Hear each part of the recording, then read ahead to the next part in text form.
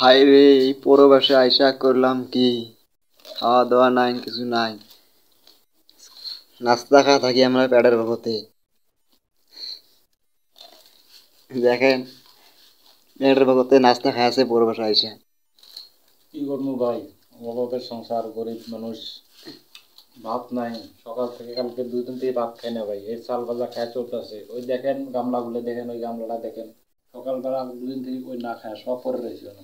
দুদিন থাকি না হওয়া খারি একটা ছেলে দেখুন কিভাবে দুদিন থাকি ঘরের ভাই দেখেন, কারেন্ট নাই, বাতি নাই, সে কিচ্ছু নাই, চাল ভাজা খেয়ে থাকে।